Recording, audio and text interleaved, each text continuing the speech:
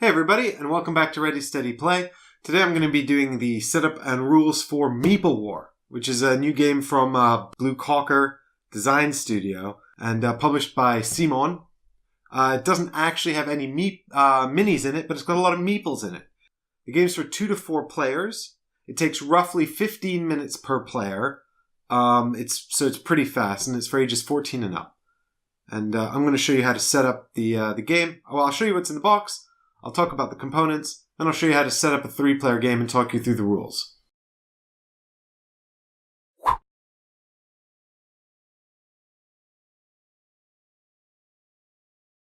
So, I've already punched out my game and sort of taken it apart and set it up, but let me show you what you get inside. So you get 4 of these player mats. There's one for each color, so orange, even though it looks yellow, black, green, and blue. You've got 2 quick reference guides. These show you what all the buildings and different sort of territories in the game do. You've got 1 rulebook. Then I've set up player baggies for each player, but let me show you what you get as a player in Meeple War. So in each player bag, I've given each player 13 meeples and 4 workers. And the black meeples I think are the coolest. They look like Vikings. Or possibly demons of some kind. You've got 4 of these worker tokens. They're just white tokens. We've also got 1 victory point mountain. The game ends the minute one player achieves 6 victory points. And this mountain has 6 slots on it for collecting victory points. Usually you'll be filling this up with your meeples as you earn victory points. So that's pretty cool. We've got 1 depot. The depot is used for positioning meeples on. You have to move them to the depot before you can move them to the world map, but more on that later. We've got 1 hide tree token. More on this later, but that's used for hiding trees. 1 village gate. More on that later again. And then each player gets 1 set of these buildings as well. You've got 1 entrepreneurs guild. 1 airship school, flight school. You've got 1 pilot school. We've got a looters guild. We've got here a factory. We've got the military academy. 1 catapult. 1 university. An abbey. And the village square, which is the heart of your village. And every player has the same same buildings. The only way to tell them apart actually is by the color of these charts here. They are different colors for each different faction. So this is the black faction. So these arrows and bits and pieces are all black. So we've got 1 of those for each players. Here's the green players, the orange players, and the blue players. And I've set these up. And you can tell the difference between the buildings that they build in the village and all the rest of these tiles, because the buildings have a build on the back here. That's building under construction. And although the number of squares on the bottom changes, they are actually all the same graphics as well for the different buildings. But you can see some buildings take longer to build than others. We've also got 11 starting tiles, which are here. And these are set up on the board at the start of the game. But the tiles that aren't used for the starting map are then shuffled in with the remaining world tiles, which will be laid out over the course of the game as your meeples explore the battlefield. You can tell the starting tiles because they have this column of rock in the middle on the back. As we'll see with the regular battlefield tiles, they don't have these. We've also got 1 bravery point tracker here. More on that later. We've got a first player or active player marker. We've got all of our battlefield tiles here. As you can see, they are blank on the back, lacking the column of rock. And then I've also got this little baggie of tile upgrade tokens. And tile upgrades are things that can be researched in your village. And there's only 5 of them, and they are first come, first served. So if you get the upgrade token first, then your opponent can't get it. And there's 1 defensive one. You've got a weapons one here. I'll go into what these mean later. But if you grab one of these, then you can decide where it goes on the map. And that will benefit you so long as you hold that territory. But you've got to be careful, because if your opponent claims the territory from you, then they get the bonus. So it shows you here on page 4 of the rule books the different map setups for the different number of players. You will need to reference this when you're setting up your game based on the number of players you've got. You've got the 2 players in the top left and then 3 and 4 players as well, all using various numbers of the starting tiles. When you've finished setting up the map, the remaining tiles are shuffled in with the other battlefield tiles to form a random stack. I guess because they've got different backs, you just kind of have to be judicious about your shuffling. There is also here a quick start guide if you want to start your players with some buildings. They can. This will show you which players get which buildings based on the turn order. However, I find it quite interesting to just start with no buildings and see what players choose to put out first. The game is so short anyway, with just 15 minutes of playtime per player, and it is pretty true to that, depending on how familiar you are with the game. I reckon you could even go faster than that. So I don't think you really need the quick start, but it depends on how much time you've got, I suppose. We've also got this first player token, and it says in the rules that every player is to insult their opponents, and whoever has the best insults gets to start as the active player. The object of the game is to collect 6 victory points, which are marked here on your victory point mountain. You can, whenever you get a victory point, you'll be forced to put one of your meeples down here on the mountain, which means it kind of forms as a balancing mechanic, because the more meeples you have down here, the less you have to go into combat with, given that you've only got 12 meeples total for the whole battle, and that's capped per the number of meeples.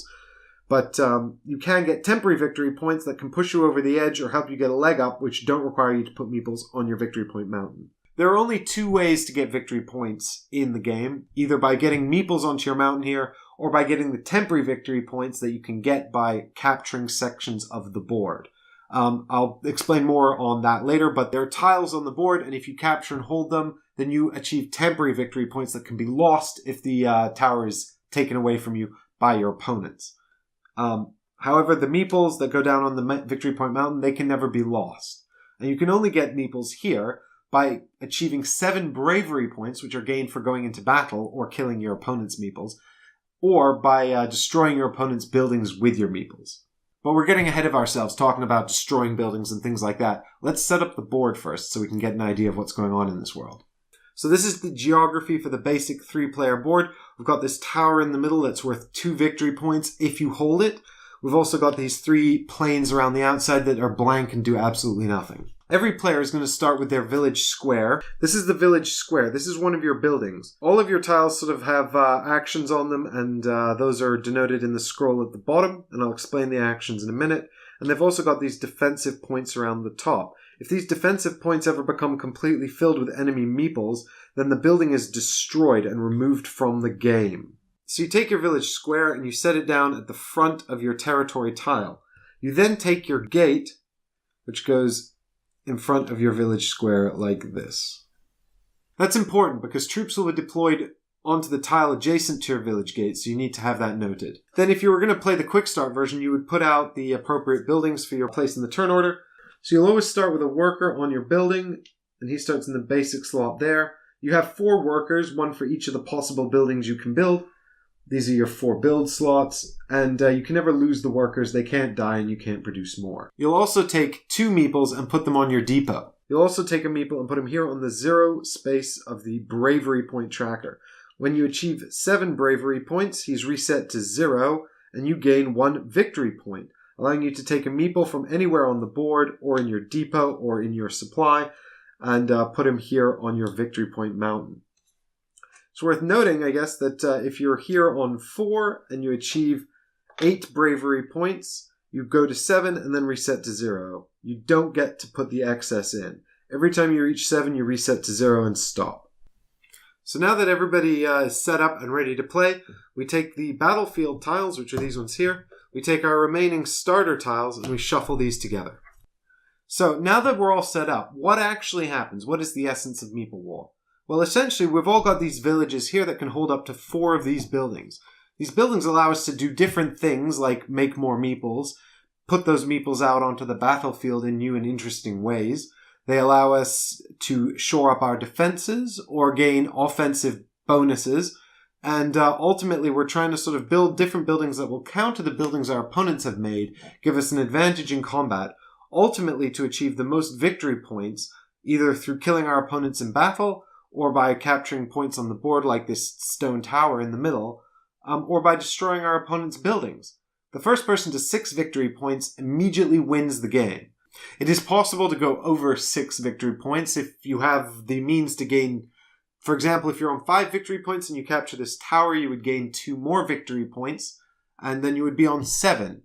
And that's the first tiebreaker, whoever has the most victory points when the game ends, and it ends the minute somebody gets 6 or more.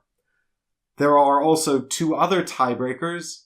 The first tiebreaker is whoever has more points on the bravery track, and the second tiebreaker is whoever has more meeples on the battlefield and also on buildings.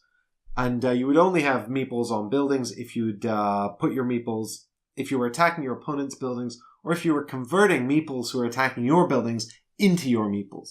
But a bit more on conversion later when we look at what the different buildings do. On a player's turn, the first thing they do is gain the territory bonus.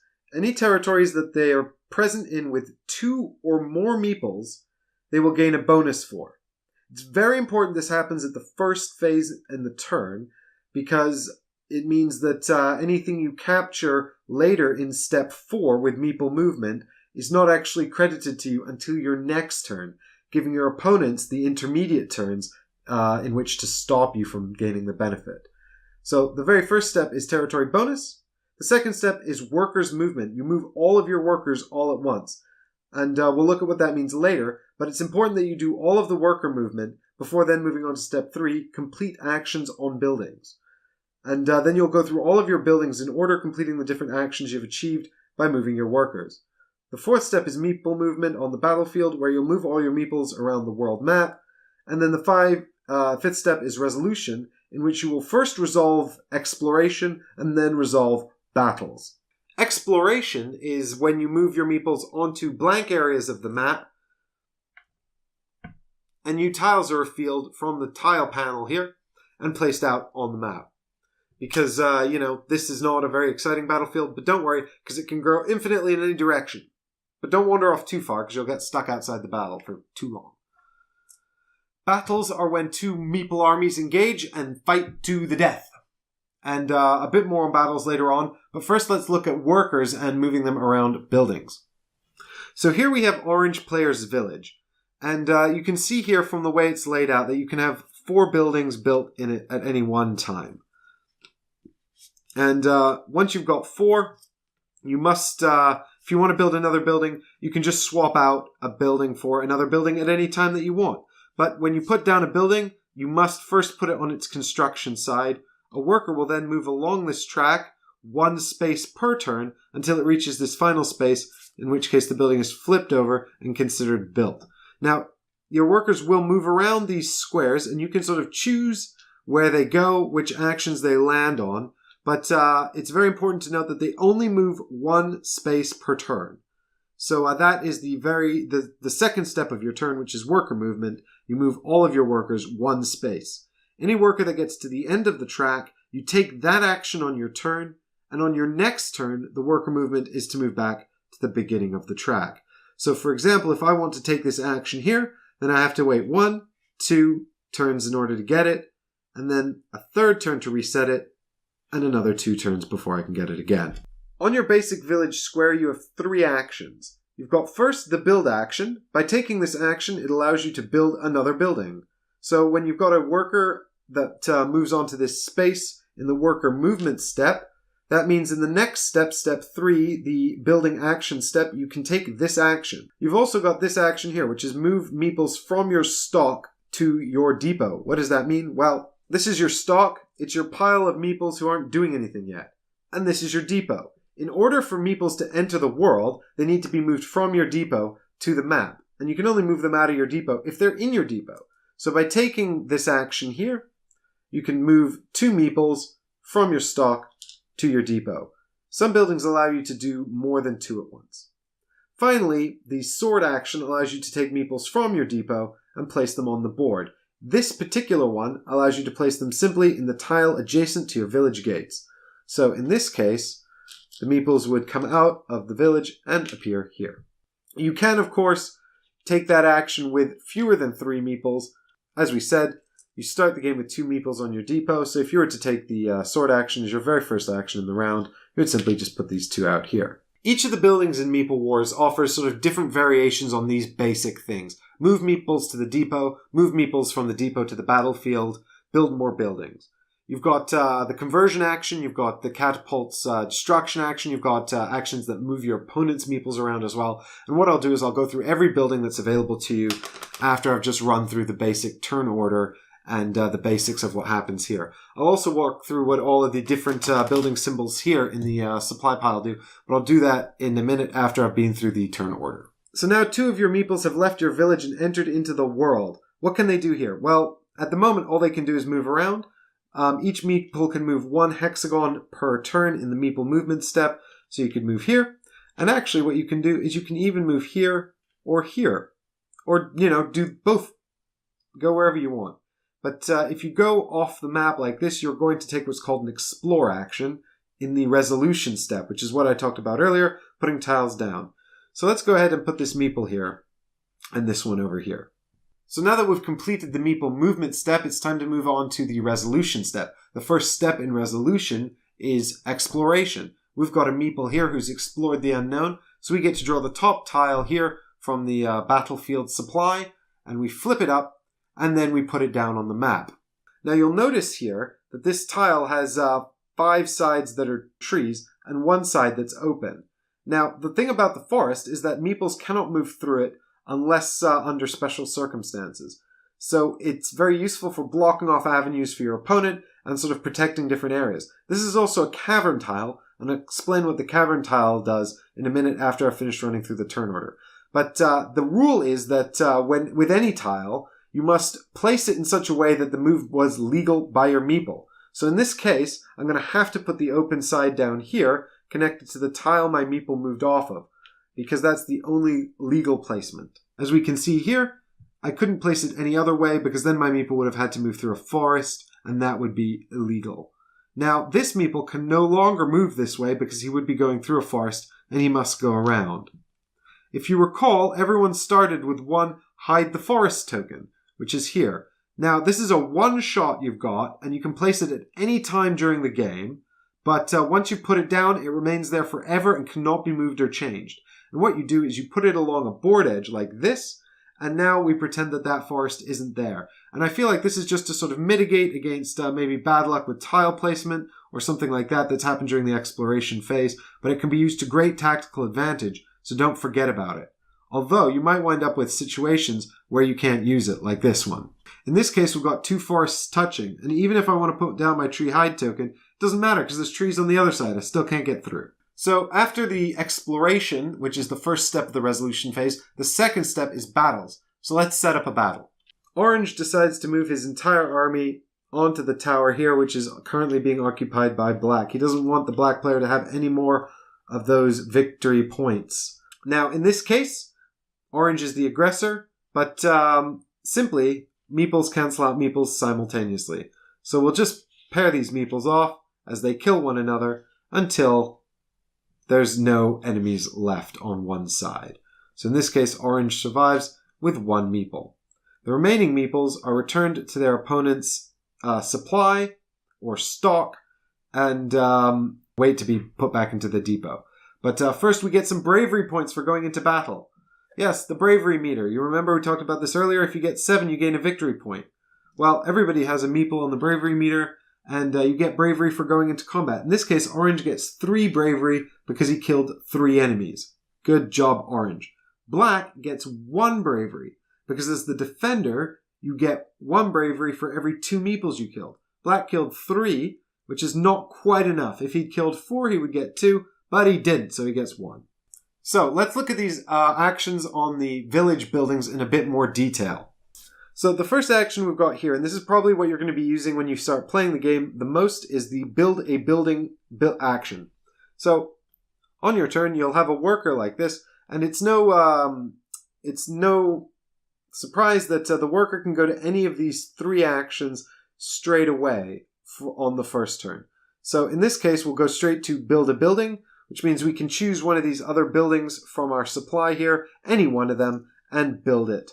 So now in this case, let's build the factory, which allows us to get more and more meeples out onto the battlefield. So as you can see, this actually replicates one ability I've got on my village square, which is this one here, put 2 meeples into the depot. But it also gives me a slightly more efficient, although slightly slower, 4 meeple.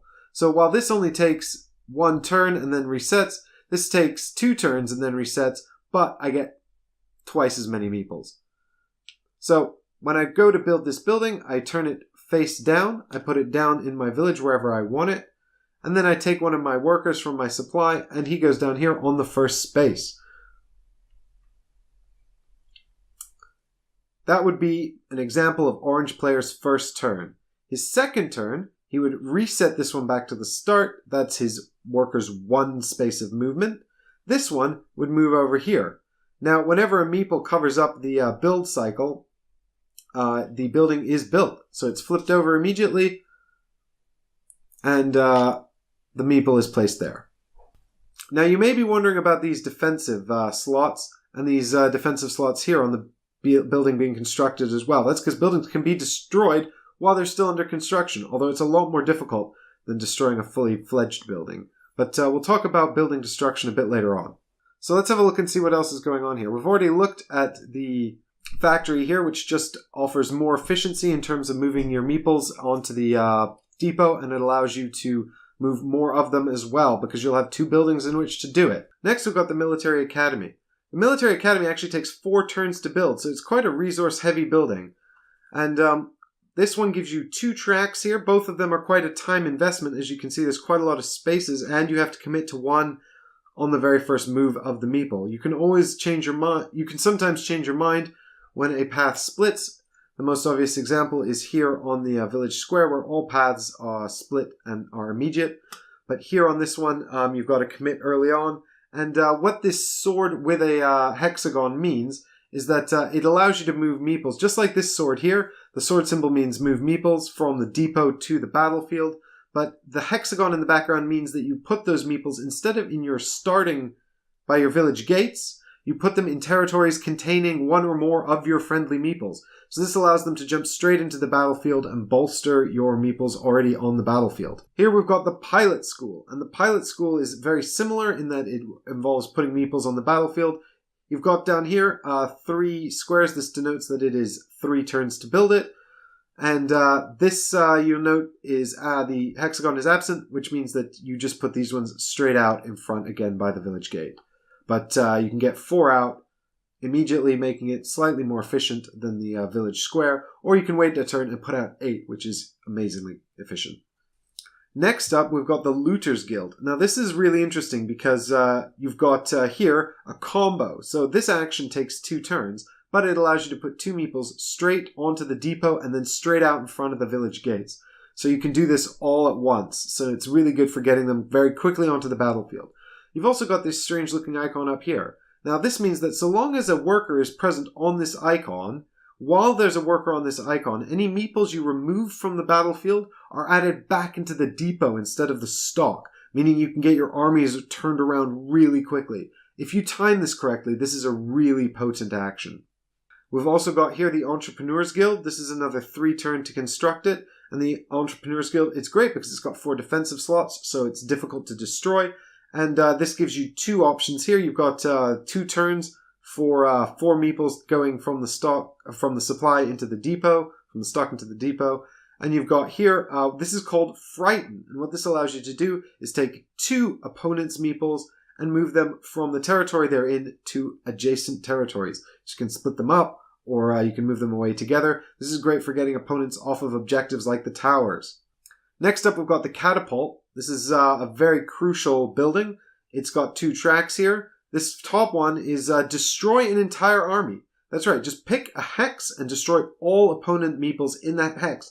Furthermore, you gain the bravery points for each meeple destroyed. So if you destroy 5 meeples, you'll gain 5 victory points. So long as you've got your worker on this track, your opponent's got to think twice about bunching his armies together. Then you've got this other track here. This is called the Bomb track. And not Rage Against the Machine, but this is called Bomb, and allows you to bomb an enemy building. When your worker reaches this slot, you can take one of your meeples from anywhere, that's the stock, the depot, or the battlefield, and place them in the defensive slot of one of your opponent's buildings. That's huge. It means you could destroy an opponent's buildings without ever actually walking onto the battlefield. Next up, we've got the university. The university only takes 2 turns to build, so it's quite quick to get out. And it's got 2 meeples onto the depot, and that's just 1 turn to get that, so that's very good. It's also got this path here, which is 1 turn, and then it splits into 2. This top one, when your worker enters here, you can move another worker on an extra space. So this will help you complete a project.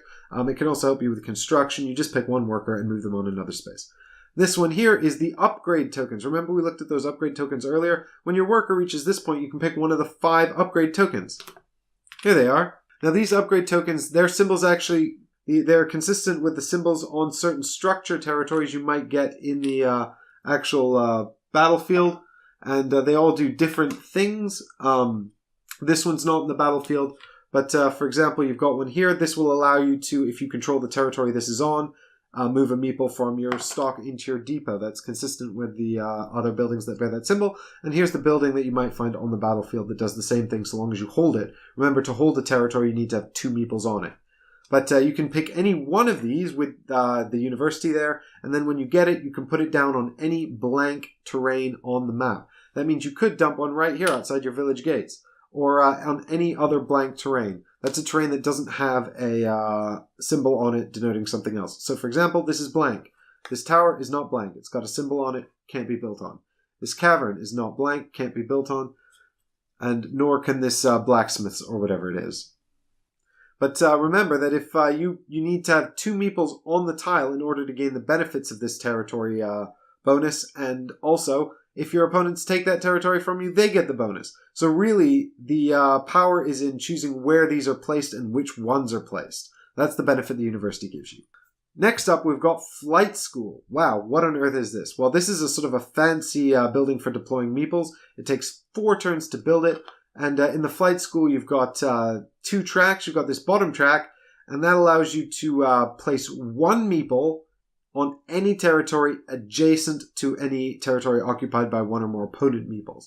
So you can just airdrop 1 meeple in. And while 1 meeple might not be very much, he could be enough to take away your opponent's territory bonus, or you might be able to reinforce him with further meeples, say from the military academy. You've also got this track up here, and what this track does, it takes 3 turns, and then you can take 1 meeple from the depot. For every territory you've got that contains meeples, you add 1 meeple from the depot. So if you have 4 meeples wandering around on the battlefield and they're all in different territories, suddenly you put 4 meeples out from your depot and you've got 2 meeples in each of those territories. But bear in mind that you can only take meeples from the depot. So if you run out of meeples at your depot, then you have to choose where to put the ones you've got available, and the remainder of the action is lost. Finally, we've got the church. The church allows you to build just like the village square. The church also gives you the option of putting 2 meeples out front, although this is a 2-turn thing. It's not an efficient way to do that. But it also gives you this, the conversion rate. What's the conversion rate? Well, let's look at how buildings are destroyed, and then I'll explain what this does. So here we've got a thriving orange town. But unfortunately, Black's army has shown up, and he's not too pleased. He wants to ruin Orange's day. So it's Black's turn, and he decides to move his army in. So for every meeple he moves here onto the factory, he puts them down in the defensive building slots. When all 3 slots are occupied, the factory is destroyed. That means it's removed from the game and Orange can't build it anymore. But furthermore, when it is removed from the game, all of the meeples on the building are added to Black's victory point mountain. That's right. These 3 just come straight up 3 victory points. That's huge. And this building lost forever, just gone. Once again, the army of the black player have shown up and they're going to attack the factory, but this time there's only 2 of them, which is not enough to fully occupy the factory. So they just come and sit here. They cannot be moved. They cannot be destroyed. They are stuck there until something happens. Either another black soldier shows up and destroys the building, or perhaps he's launched over from his village with a catapult, destroying the building, or the orange player decides he's had enough and he's going to build a new building here, so he gets rid of this one. If the orange player decides to get rid of this building, these 2 are immediately added to the victory point mountain of the black player, once again awarding him victory points. Orange has decided to build a new building to replace the factory, but unfortunately the black army is back, and these ones are filling up those defensive slots again. Now, orange player can decide to build another building. If he takes away the building that's under construction, then these two are lost and they aren't made into victory points. They're instead added black to the black player's stockpile. However, if orange finds himself in a position where he's got a couple of black soldiers here occupying his factory, and he doesn't know what to do about them, but the black player's miles away and nowhere to be seen with no backup, so these are just going to sit there until the orange player decides to get rid of his factory, thus giving black player the victory points. Well, what he can do is he can convert them, and that's the final action on the Abbey. If the orange player takes the conversion action, he can take one of these black meeples off of the factory, return it to the black player's stock, and replace it with one of his own soldiers. Now, his soldier is stuck there until he decides to swap this building out, but when that happens, the black player will gain 1 victory point, and the orange player will also gain a victory point. This guy will go straight to the victory point mountain, just as though he were an enemy piece. But he'll go to the orange player's victory point mountain, so each one gets a victory point. If orange player can convert both of them and then swap his building out, he'll get 2 victory points just for saving his own building from destruction. If the black player catapults a meeple over with his catapult and it occupies the last slot, all the defensive positions are occupied. The building is destroyed and removed from the game. However, black player will get 2 victory points and orange player will still get 1. So now that we've had a look at the different buildings that are available in the game, let's take a look at some of these tiles and the territory bonuses. So the first thing to think about when you're thinking about the battlefield bonuses is to remember when you get them and when you lose them. If you recall our phases in a turn thing here, you get the territory bonus at the beginning of your turn. That's when it happens. Then you move the meeples on the battlefield in part 4, which means that you can gain a bonus and then move off of it without losing that bonus until the beginning of your next turn. You only check for bonuses 1 time. Now remember that you need to have 2 meeples on the territory in order to gain the bonus. 2 meeples. So let's have a look at the territories. We saw this one earlier. It's mundane, it's boring, it's got forests around it, but otherwise it does nothing. This is another boring one. It does nothing at all and has no forests whatsoever. Then we've got this. This is the blacksmith or something, but what's more important is that he allows you at the beginning of your turn to move 1 meeple from your stock onto your depot. We're very familiar with this symbol now. That's what it does. Stock to depot. Here is some kind of village or something, and what this allows you to do is move a meeple from your depot into the territory adjacent to your village gate. So again, that's the sword icon. We know what that does. These two, pretty obvious and self-explanatory. The rest are a little more complicated. We've got the armorer or blacksmith. Maybe he's a different kind of blacksmith to this blacksmith. I don't know, but he's a bit cooler. He's got this Morning Star weapon, and what that means is that whenever you're the attacker in a battle, before the battle begins, you can remove one of your opponent's meeples, and you do gain bravery points for that. So that'll give you the upper hand whenever you're the aggressor in combat. That's really powerful. We've also got this building's counterpart, which is another kind of blacksmith. I guess he makes shields or whatever. But this is the inverse. When you are the defender before the battle begins, you can remove one of the attacker's meeples. So that gives you a defensive bonus, and that's in all battles. So that's really potent to hold that. Of course, you do have to commit 2 meeples to staying on it, but they can move off it, but then you'll lose it on your next turn, unless you have more meeples on it. Next up, we've got the tree fort. And all of these symbols are replicated on the upgrade tiles built by the university. You'll see these will all start to look very familiar to you. But this one allows, for the turn that you occupy this space, your meeples can move through forests as though the forests weren't there. Well, that's pretty awesome. So, free movement through forests. Next up, we've got the cavern. The cavern's great. If your meeples start their turn on this tile and move off it, they can move to any tile up to 2 spaces away. So they can move limitlessly or without impediment. In this scenario, black has 2 meeples on the cavern tile. He can move freely to any tile within 2 spaces. He can move here, he can move here, he can move here, he can even move there, ignoring the forests, which is great. What he can't do is move here, because he can't move into Orange's buildings. That's not allowed. He also can't move here or here. Well, because he cannot move into an unexplored tile using a cavern, and he can't get through the forest. So that's caverns. Totally not to be confused with caverns is the mine tunnel. The mine tunnel allows you to move to the other mine tunnel, or another mine tunnel. I think there's 3 tiles in the game, so you could potentially have options. But this allows you to, the minute you move onto the tile, immediately appear on the corresponding tile. If it hasn't been found, then it doesn't do anything, and you've got to wander around till you find the other one. But again, it just jumps you across the board, which could potentially be really good depending on where these come out. Penultimately, we have here the altar of the gods, sacred altar. And what this does is when your meeples move on here, no matter how many you've got, you must sacrifice one. They die and go back to the stock, unless you've got the Looters Guild. But they're removed.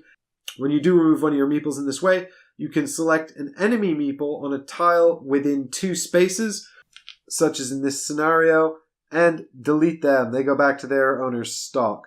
Not only that, but you get a bravery for removing an enemy warrior. Go you. Finally, and perhaps most importantly, we have these towers. There's 2 kinds of towers in the game, the wooden tower and the stone tower. They are worth victory points if you hold them. Now remember, you need 2 meeples in order to hold them, and while the meeples are holding these, you count as having additional victory points. Now this is very important because if you remember, you can move off of the towers without losing the victory points until your following turn when you check again, meaning that it is possible with these temporary victory points to win the game on your opponent's turn. However, it is easy to lose track of, so I recommend finding some additional tokens to represent these temporary victory points.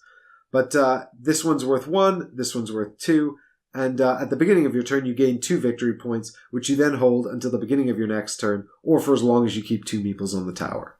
And that's everything for Meeple War. There's really, it's not a complex game, but it is quite a deep game, and it offers some very interesting choices and some interesting strategy. And I'll be joined by Michael tomorrow, where we'll play through a 2-player game and show you how it plays. So I hope you'll come back and join us for that. Thanks for watching.